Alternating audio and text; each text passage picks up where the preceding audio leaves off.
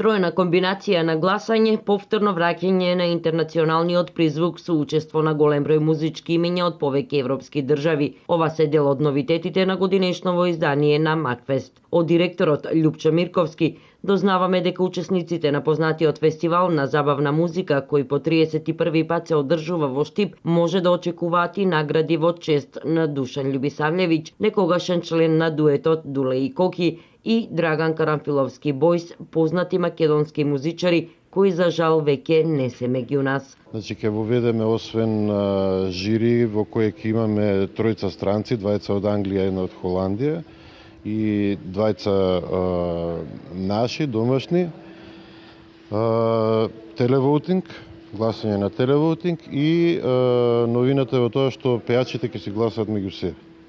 По пребројување на гласовите ќе дојдеме до една бројка која ќе во првите две полуфиналиња ќе не однесе во финалето, првото и од второто, а на финалето ќе го одредат победникот, второто место и третото место.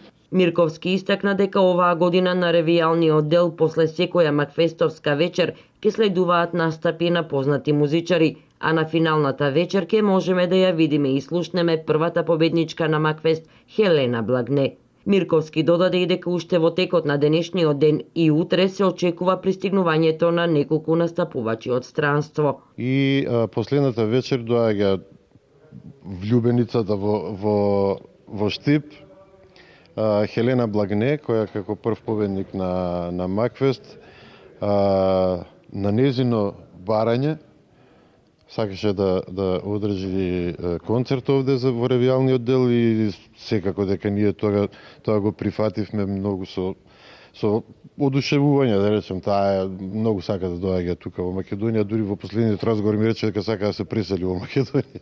Деновиве проба на сцена ќе имаат ревискиот оркестар, а за 2 дена се очекува и CD-то со сите песни. Макфест 2016 во Ново Руво започнува во четврток и се до сабота Штип повторно ќе живее со музиката.